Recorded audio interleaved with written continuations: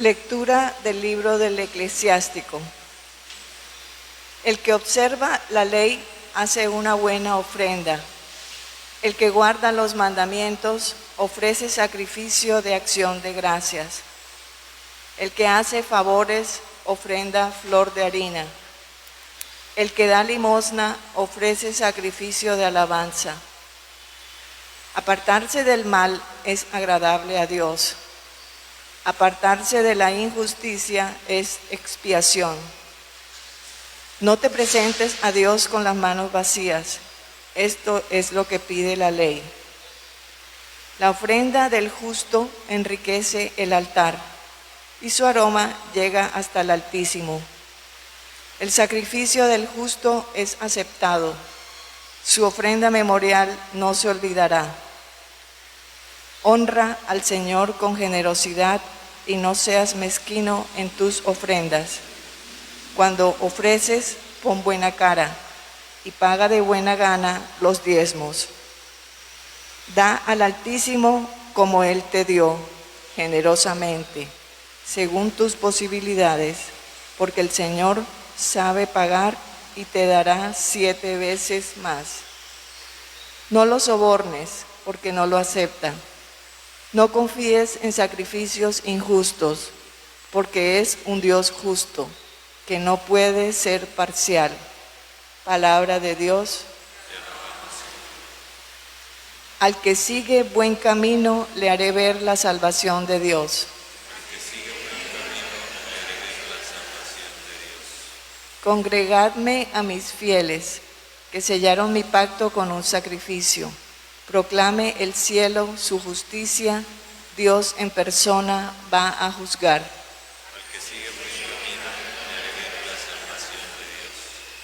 Escucha, pueblo mío, me voy a hablarte. Israel, voy a dar testimonio contra ti. Yo, Dios, tu Dios, no te reprocho tus sacrificios, pues siempre están tus holocaustos ante mí.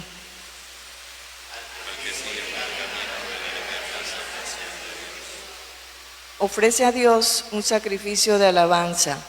Cumple tus votos al Altísimo. El que me ofrece acción de gracias, ese me honra. Al que sigue buen camino, le haré ver la salvación de Dios.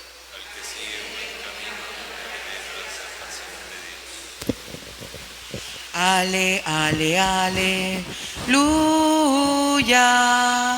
Ale, ale, aleluya. Ale, ale, aleluya. Aleluya, aleluya. Aleluya, aleluya.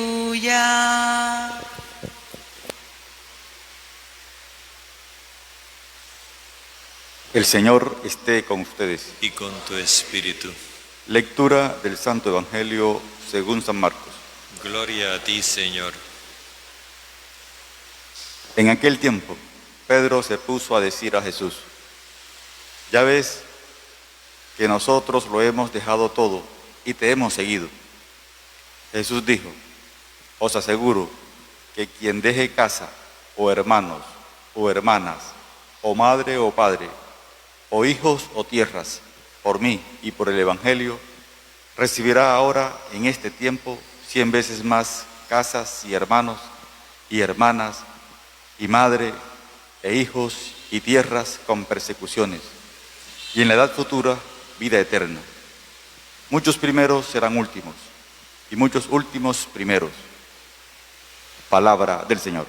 Gloria a ti, Señor Jesús.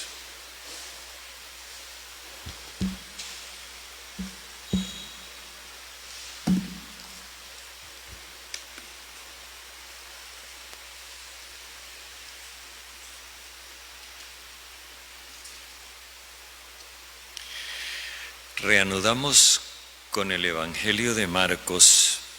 El año entrante o dentro de 2 años, si Dios nos da vida y salud y estoy yo aquí, nos iremos al libro del Eclesiástico que acabamos de escuchar. Pero esto hay que hacerlo por partes. Ahora volvemos al Evangelio de Marcos, que habíamos dejado cuando comenzamos la Cuaresma. Esta pregunta de Pedro y al mismo tiempo la respuesta de Jesús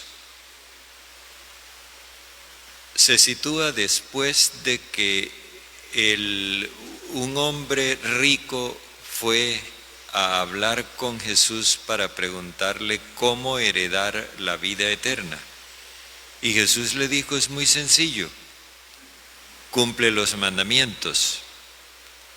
O sea que la herencia de la vida eterna está abierta para todo aquel que sea justo con su prójimo. Ya eso lo estuvimos meditando. Luego, él le dice, pero es que yo siento que me falta algo. Sí, claro que te falta algo. Porque tú tienes una gran cantidad de posesiones, en tanto que hay gente que está en la penuria más grande. Pon lo tuyo a disposición de los pobres y luego ven a seguirme. El hombre se lo quedó mirando y definitivamente no se sintió capaz. Dio media vuelta y se alejó pesaroso, dice el Evangelio, con una gran pesadumbre. Esa pesadumbre que indica un peso se debe al hecho de que no es que propiamente él tenga posesiones, sino que las posesiones lo tienen a él. Es él el que está poseído, no posesionado, sino poseído. Y no te puede romper esa posesión. Entonces Jesús les hace el comentario a los discípulos: qué difícil les es a los que tienen posesiones entrar en el reino de Dios. Más le vale a un camello más fácil es que un camello pase por el ojo de una aguja que un rico entrar en el reino de Dios. Es la forma que tiene Jesús de hacer ver cómo las posesiones se pueden apoderar de tal forma de la persona que la persona se olvida de su propia felicidad por estar atendiendo las posesiones. Cuando eso sucede, entonces es cuando viene este comentario aparentemente inocente de Pedro. Cuando dice que es Pedro, ya nosotros tenemos la alerta de que es el hombre testarudo. Ya ves que nosotros lo hemos dejado todo y te hemos seguido. Como quien dice, nosotros somos distintos. Nosotros hemos hecho lo correcto. Nosotros sí somos. Pero Jesús no está muy de acuerdo con eso. Porque es que dejarlo todo no es quedarse sin plata. Nosotros pensamos que este dejarlo todo implica caer en la miseria, y no hay tal. Este dejarlo todo implica otra realidad, que es la libertad interior. Y esa libertad interior es la que puede hacer que nosotros seamos desprendidos de las cosas y generosos con los demás, que es lo que Jesús ha querido inculcar, pero ellos no han entendido. Entonces, Él les responde en términos generales, les da el principio, el criterio, para que ellos mismos se evalúen. Esto es muy importante porque Jesús no da consignas ni da órdenes, ni tampoco presiona ni obliga. Él simplemente propone un criterio y cada uno asume el criterio o lo rechaza. Ayer me escribía un amigo de fuera de Sincelejo diciéndome que se sentía muy angustiado con toda esta situación que vive el país, y me decía, y unos dicen que son de izquierda y otros dicen que son de derecha, y a mí me tienen muy confundido. Yo le decía, tú tienes un criterio al que puedes apelar, el criterio del amor universal. Ejercítate en hacer discernimiento de todo lo que ves y de todo lo que escuchas a partir de ese criterio. Y para animarlo le decía, no tengas miedo a equivocarte, que la práctica hace al maestro. Ese es el refrán que nosotros hemos aprendido, la práctica hace al maestro.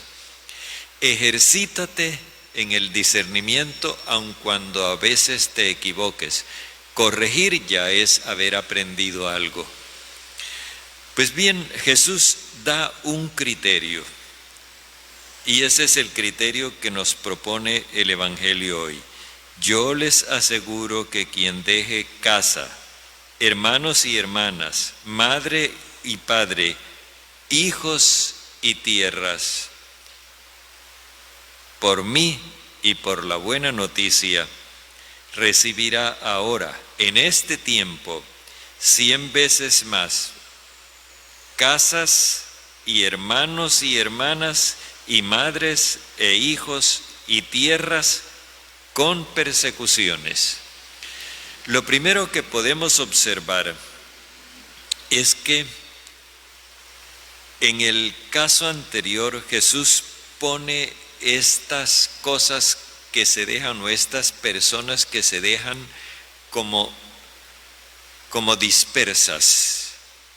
Fíjense que dice, quien deje casa o hermanos o hermanas o madre o padre o hijos o tierras. Y en cambio cuando dice que va a tener, dice, tendrá casas y hermanos y hermanas y madres e hijos y tierras. O sea, en lo anterior Jesús muestra que se trata de dejar una de esas cosas, uno de esos apegos. En lo posterior, Él indica que va a recibir todo lo que Él dejó y más. Y dice 100 veces más. Ahora, si lo analizamos por partes, primero vemos que la casa implica la familia. En el Evangelio de Lucas habla de la esposa, precisamente porque no habla de la casa. Hermanos y hermanas son los iguales, padre y madre, y luego hijos y tierras.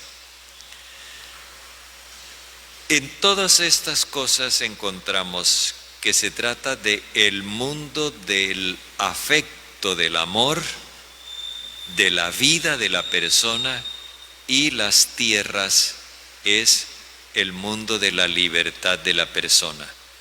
Volvemos otra vez al criterio de la promesa de Dios, vida y libertad. Abraham lo entendió en términos de tierra y descendencia. Aquí Jesús pone primero la vida y la convivencia, casa, hermanos y hermanas, padre y madre, etc. Pero hay una cosa. En el primer caso, Él, en la enumeración que hace, nombra al Padre. En el segundo caso, no nombra al Padre. Esto significa que en el reino de Dios, el Padre es Dios. Y el cambio no es significativamente el hecho de que uno se pueda llamar Padre y el otro no. No. El cambio consiste en esto, en que en la cultura hebrea, el padre era una figura de mando. Él era el dueño de todo. Y los hijos solamente podían heredar cuando él muriera. Mientras tanto, eso era de suyo. Y Él debía ser como el modelo de vida, de conducta de sus hijos. Ahora para el cristiano hay una realidad nueva. Dios no es una figura de mando. Él es el que expande la libertad humana hasta los límites impensables. Dios no es acaparador de todo. Él nos da incluso su propia vida. Y por otro lado, la imitación del Padre no nos restringe, no nos limita, sino que al contrario nos da la posibilidad de ser inmensamente más de lo que somos. Todo esto implica entonces que el Padre terreno, no el papá, no significa un desprecio del papá. Y ahora que estamos cerca de la celebración del Día del Padre, es importante aclarar eso. No es un desprecio del papá, sino que la figura cultural que tenía el padre en aquella época queda superada por la figura del Padre Celestial. Y entonces esto es una buena reflexión para que la tengan en cuenta los padres de familia. Se trata no de ser padre en el sentido de mandón, sino padre al estilo de Dios. Es toda una reflexión que no podemos hacer ahora. Jesús indica que todo ese cambio de aquello poco que tú dejaste y lo mucho que recibes, no solo 100 veces más, sino muchas veces más, esto va acompañado de persecuciones. La persecución implica lo que nosotros sabemos ya, el rechazo social. Si por un lado encuentras un espacio donde puedes vivir tus relaciones familiares de convivencia con amor, con alegría, con libertad, por otro encuentras un ambiente hostil que mira con sospecha esa nueva vida que tú has emprendido. Me estoy acordando ahora de un amigo que, nació en el seno de una familia como las nuestras y de pronto descubrió la iglesia y encontró en la iglesia la familia que nunca había tenido. Y en algún momento sintió que la familia como que le pedía que abandonara la iglesia y él les dijo, es que la iglesia es mi familia. Es esto que acabamos de escuchar. Además de esto, de que Jesús anuncia que va a encontrar un ambiente donde vivir sus relaciones afectivas y desarrollar su libertad, a pesar de las persecuciones del ambiente hostil, dice, tiene garantizado definitivamente el futuro. En la edad futura heredará la vida eterna. Hay una cosa que Jesús quiere inculcarnos con esto, y es que para seguirlo a Él, lo que se necesita es diríamos en términos modernos, un espíritu de superación. Es decir, la insatisfacción de lo que somos y de lo que hacemos. Sentirnos capaces de ser mejores y sentirnos capaces de hacer más el bien. Y esto no debe ser comparándonos con los demás, que fue el problema del comentario de Pedro. Pedro dice, ya ves, nosotros sí lo hemos dejado todo, como el otro no dejó, nosotros sí. Es un estarse comparando con los demás. Es más sano que nosotros nos comparemos con nosotros mismos y estemos constatando que hemos caminado, que hemos progresado, que vamos en el camino y que vamos avanzando. Cuando nosotros miramos a los lados para compararnos con los otros, estamos incurriendo en una forma de mediocridad. En cambio, cuando nos miramos a nosotros mismos y exploramos las capacidades de superación que tenemos, estamos en el camino correcto. Por eso termina diciendo Jesús: todos, aunque sean primeros, serán últimos, y aunque sean últimos, serán primeros. Es decir, aquí es una cuestión de igualdad. En el mundo hay algunos que por lo que tienen aparecen como en primera fila, estrato no sé qué. En cambio hay otros que por lo que no tienen aparecen en la última escala de la sociedad, estrato ínfimo. Sin embargo, Jesús subvierte todo eso. Aquí de lo que se trata es de buscar la igualdad. Y aunque tú seas primero, te sientas último por tu disposición a superarte sirviendo a los demás. Y aunque seas último, te sientas primero por tu disposición a superarte a ti mismo siendo mejor. Eso se convierte en un criterio sano para que nosotros miremos nuestra vida y nuestro seguimiento del Señor.